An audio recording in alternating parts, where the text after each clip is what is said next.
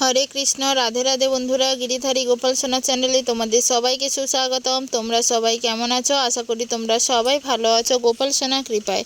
আর তোমাদের গোপাল সোনাও অনেক অনেক ভালো আছে। শেষ অবধি নিজের মনের ইচ্ছা পূরণ হলো। সমস্ত বাধা বিপত্তি ছেড়ে রাধা মাধব ডাক দিয়েছে, রাধা মাধব ডেকেছে, তাই জন্য আজকে যাচ্ছি। কোথায় যাচ্ছি তোমরা হয়তো ভাবছো। হ্যাঁ, আজকে আমার রাধা মাধবের সাথে অনেক কথা হওয়ার পরে রাধা মাধব কিন্তু আমাকে আজকে নিয়ে যাচ্ছে কোথায় না, তার ধামে। তোমরা সবাই জানো যে আমি মায়াপুর যাওয়ার কথা ছিল, বাড়ি থেকে নাও বলে দিয়েছিল। তারপরেও অনেক অনেক বাধা বিপত্তির পরে রাধা মাধব কিন্তু আমার মনের কথাটা শুনেছে। রাধা মাধব কিন্তু আমাকে এবারে আর ফেরায়নি। আমরা যাচ্ছি আজকে মায়াপুর ধাম। রাতের বেলা 10:30টায় বাস ধরেছিলাম, বাসের সিট বুক করাই ছিল। আমরা যাচ্ছি 9 জন। এখন প্রায় মায়াপুর ধামে কিন্তু আমরা পৌঁছে গেছি বলতে পারো, কারণ এখন একদম সকাল হয়ে গেছে। আর কিছুক্ষণের মধ্যেই কিন্তু আমরা নেমে পড়ব মায়াপুর মোড়ে। প্রায় 5-10 মিনিটের যাত্রা, তার মধ্যেই কিন্তু নেমে পড়ব। একদম সকাল হয়ে গেছে। তারপরে মায়াপুর ধামে এই যে তোমাদের সাথে ভিডিওটা আবার আছি নামহট্ট ভবনে। সকাল সকাল এখানে এসেছিলাম। এসে স্নান আরও করে শাড়ি চেঞ্জ করে তিলক ধারণ করে বেরিয়ে পড়েছি। যাব আমরা মন্দিরের উদ্দেশ্যে, কারণ প্রথম আমরা মন্দিরেই যাব। আমরা ছিলাম নামহট্ট ভবনে, কিন্তু সকাল সকাল আমরা সত্যি কথা বলতে রুম পাইনি। রুম আমাদের কি বলবো, দেবে বলেছে, দেরি হবে, প্রায় 10টা-11টা বাজবে বলেছে। ততক্ষণ আমরা ব্যাগগুলো বাইরে রেখে আর টাকা পয়সা মোবাইলের ব্যাগটা হাতে নিয়ে যাচ্ছি ওইখানে মন্দিরের কাছে, তখন কিন্তু আমরা রেখে দেবো। আমার ছেলেও রেডি হয়ে গেছে। আর এখানে দেখতেই পাচ্ছ কত সুন্দরভাবে এখানে এরা আলপনা দিচ্ছে ফুল দিয়ে। এটা কিন্তু মন্দিরে নয়, এটা কিন্তু নামহট্ট ভবন যেখানে আমরা ছিলাম তার সামনেই কিন্তু এত সুন্দর করে ফুল দিয়ে প্রভুরা কিন্তু এখানে আলপনা দিচ্ছিল। আর আমরা সবাই বেরিয়ে পড়েছি। আর এখানে কত সুন্দর টবে বেল ফুল লাগানো আছে, দেখো কত পরিমাণে বেল ফুল। এই টবে, ছোট ছোট টবে এত সুন্দর করে বেল ফুলগুলো হয়েছে। আসলে এটা ভগবানের ধাম বলেই না এত সুন্দরভাবে এত কিছু সম্ভব হয়।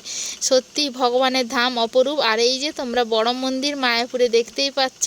আমরা এখন যাচ্ছি মায়াপুর ধামের মন্দিরের উদ্দেশ্যে। কিন্তু এই বড় মন্দিরটা সবাই দেখায় মায়াপুরে, কিন্তু এই বড় মন্দিরটা এখনও কিন্তু কমপ্লিট হয়নি। এখানে কিন্তু ভগবান এখনও আসেননি।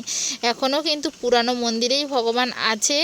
এই মন্দিরটা এখনও কাজ শেষ হয়নি। এই পাশে দেখতে পাচ্ছ কাজ কিন্তু হচ্ছে, অনেকটাই বাকি আছে, রং করা হয়নি। তাছাড়াও কিন্তু অনেক কিছু কাজ হচ্ছে।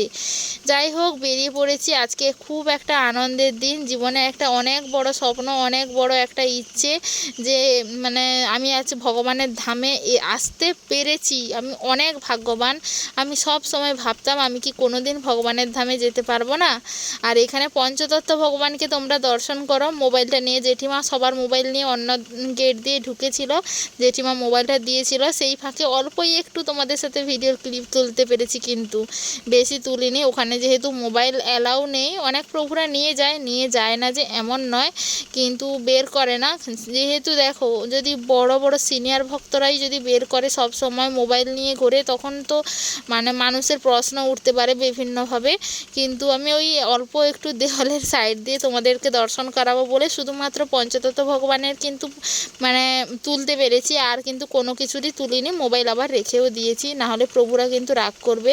ওইখানে বসে জপ করে তারপরে চলে এসেছিলাম আমরা প্রসাদ পেতে। যারা এখানে এসেছো প্রসাদ পেতে তারা জানো এইভাবে কোথায় কীরকমভাবে প্রসাদ দেয়। এইটা হচ্ছে আমরা এসেছি সুলভে প্রসাদ পেতে। নামহট্ট যেখানে আমরা ছিলাম ওইখানেও কিন্তু প্রসাদের ব্যবস্থা ছিল একদম নিচে, কিন্তু আমরা সুলভেই এসেছিলাম প্রসাদ দিতে। আর যেদিন প্রথম দিন আমরা গেছিলাম সেদিন এত রকম প্রসাদ হয়েছিল, কি বলবো। প্রথমে একটা শরবত দিয়েছিল, জানি না কিসের শরবত ওইটা, এত সুন্দর স্বাদ, ঠান্ডা জল, যত সম্ভব পুদিনা পাতার ফ্লেভার পাচ্ছি। তারপরে তোমার গন্ধরাজ লেবুর খোসার কি রস জানি না, মোটামুটি অনেক কিছু দিয়ে একটা সুন্দর শরবত বানানো হয়েছিল। আর ওখানকার তো ভাত তরকারিগুলো একদম গরম গরম। আর সত্যি কথা বলতে তরকারি একটুও রিচ নেই, কারুর খেয়ে যে কোনো অসুবিধা হবে ওই রকম নয়। যা বলো তাড়াতাড়ি তরকারি কি বলবো, প্রসাদটা একটু তাড়াতাড়ি দেওয়া হয়, না হলে দেখো হাজার হাজার ভক্তের সমাগম, না হলে কিন্তু দেওয়া কিন্তু সম্ভবই নয়। এখানে বসে বসে মা ছেলে সবাই প্রসাদ পাচ্ছিলাম। আর আমরা এসে এসেছি কে কে তোমাদেরকেও এখন অবধি বলা হয়নি। আমি এসেছি, আমার মা এসেছে, তার সাথে আমার জেঠিমা এসেছে, জেঠিমার ঘরে আমার যে দিদি সে এসেছে, তার মেয়ে এসছে, আর ছোট বাচ্চার ছেলেটা তো আছেই। তার সাথে এসেছিল আমার জেঠুর ঘরে, মানে আমার সেই জেঠুর ঘরে বৌদির মা, মানে আমার মাসিমা এসেছিল। তার সাথে আমার মেজো পিসিমণি, আমার নিজের মেজো পিসিমণি সে গেছিলো। তার সাথে সেই মেজো পিসিমণির বড় ছেলের মেয়ে, বড় মেয়ে, সেও কিন্তু গেছিলো আমাদের সাথে। আর আমার জেঠুর ঘরে দাদার ছেলেও কিন্তু গেছিলো। আমরা ছোট বাচ্চা দুটো বাদ দিয়ে 9 জন মোটামুটি গেছিলাম বড়দের মধ্যে। আমি, আমার মা, আমার দুজনেরই কিন্তু প্রথম মায়াপুর দর্শন। তাছাড়া মাসিমা, তারও প্রথম মায়াপুর দর্শন।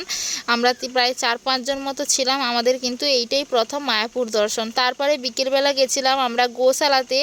আর এখানে গোশালায় গোমাতাদের দেখেই তো একদম অবাক কাণ্ড। এত বড় বড় গোমাতা আমি তো কোনোদিন এর আগে দেখিনি। এইদিকে গোমাতাগুলো তো এইরকম দেখছো, আরও ওই পাশে অনেক গোমাতা আছে যাদেরকে দেখলে তোমার মানে মাথাটাই ঘুরে যাবে যে এত বড় বড় গোমাতা। আবার এত বড় বড় গোমাতার নাকি গায়ে যে দহন করা হয়, মানে দুধ দোয়া হয়, সেগুলো নাকি মানে এমনি প্রভুরা নাকি করে, কীরকম করে জানি না। এত গোমাতার দুধ দোয়াতে তো অনেক সময় অনেক খাটনি খাটতে হয়। সারা দিন কিন্তু মন্দিরে যা দেখলাম সেবা করার জন্য একের পর এক মানুষ, প্রচুর মানুষ আছে এখানে সেবা করার জন্য। আর এখানে হাজার হাজার লাখ লাখ ভক্তের সমাগম। এই যে কত গোমাতা, গোপিতা কত আছে, মানে গোমাতাদের দর্শন করে করে তুমি যতই যাও না কেন তোমার দর্শন শেষই হবে না। এত গোমাতা আছে এখানে, প্রচুর গোমাতা। আমি কোনো দিন দেখিনি এত বড় বড় গোমাতা। সব সুন্দর করে করে মানে ঘর করা আছে, বেশ সুন্দর, সব কিছু পরিষ্কার পরিচ্ছন্ন, মানে কি বলবো, একটা আলাদাই ব্যাপার। অনেক ধামে, মানে আমি তো কোনো দিন যাইনি, পুরী ধামে গেছি, কিন্তু মায়াপুর ধামের মতো এত সুন্দর এত শান্তির জায়গা আর কোথাও আছে নাকি আমি জানি না। এইখানে সারা দিন হরিনাম সংকীর্তন, সারাদিন ভগবানের সেবা কথা সব কিছু সারাদিন চলছে, মানে নাচ গান, মানে এইখানে এলে মানে বাড়ি কী জিনিস মানুষ ভুলেই যাবে। মানে এইখানে এত আনন্দ মায়াপুর ধামে, সারাদিন হরিনাম সংকীর্তন, মন্দিরে রাস্তায় যেখানে বেরোও না কেন সেইখানেই যেন ভগবানের নাম সংকীর্তন। মানে বিদেশি এত ভক্ত দেখছি, সেইটা তাদেরকে দেখেই অবাক হয়ে যাচ্ছি যে আমরা ভারতীয়রা হয়ে এত নোংরামো করছি, এত নোংরা নোংরা খাবার দাবার খাচ্ছি, এত কুকর্ম করছি। সেখানে বিদেশিরা যাদের কোনো মানে কি বলবো বিয়ের প্রথা ছিল না, অবৈধ যৌন সঙ্গ আর মানে নেশা করে রাস্তায় পড়ে থাকতো, তারা আজকে ভগবানের নাম করছে, ভগবানের নাম প্রচার করছে, রাস্তায় মানুষদের দাঁড় করিয়ে ভগবানের নাম সংকীর্তন করছে, তারা নৃত্য করছে। তার পাশাপাশি সমস্ত দর্শনীয় ভক্তরা তাদেরকেও তারা নাচাচ্ছে। মানে সত্যি ভগবানের অপার কৃপা, অপার কৃপা। এই বড় বড় ট্রাকগুলোতে করে এইরকম ঘাসগুলো আসছে দেখছি, এইগুলো গোমাতারা খাচ্ছে। সব গোমাতারা দেখছি ছাড়া আছে, সামান্য কিছু গোমাতাদের দড়ি দিয়ে মানে বাঁধা আছে, না হলে কিন্তু বেশিরভাগ সবাইকে কিন্তু ছাড়া আছে। শুধু এই কটা নয়, তোমাদের তো এই কটা মানে গোমাতার ছবি শুধু ক্লিপ তুলেছি, না হলে তোমরা মানে আরও তুলিনি, অনেক ছিল, অনেক গোমাতা। সেদিকে আরও অনেকটা জায়গা যাওয়াও হয়নি, কিন্তু অনেক দূর ছিল। আসলে খুব গরম, তো গরমের ভিতরে ছোট বাচ্চা নিয়ে কিন্তু ধামে আসা একদমই উচিত নয়। কেন বলো তো, ছোট বাচ্চা নিয়ে মানে কোনো কিছু শান্তিতে সব কিছু দর্শন মানে ভালোভাবে দেখাও যায় না। একটা বাচ্চাকে যখন কোলে নিয়ে সেও অত অস্বস্তি বোধ করে, আসলে আমরা বুঝি, কিন্তু এটা পুরুষোত্তম মাস বলে কিন্তু খুব আসার ইচ্ছে ছিল, না হলে কিন্তু শীতকাল করে আসা কিন্তু খুব ভালো ধামে।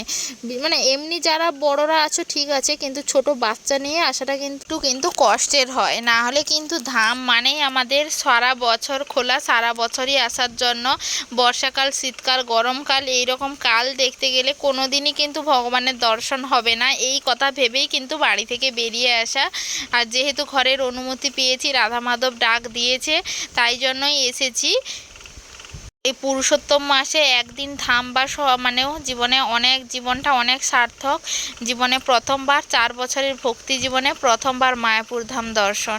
সত্যি অনেক অনেক ধন্যবাদ ভগবানকে। যাই হোক, আজকের এই ভিডিওটা কেমন লাগলো অবশ্যই কমেন্ট করে জানিও। ভিডিওটা এখানেই শেষ করছি। হরে কৃষ্ণ, রাধে রাধে, হরি বল।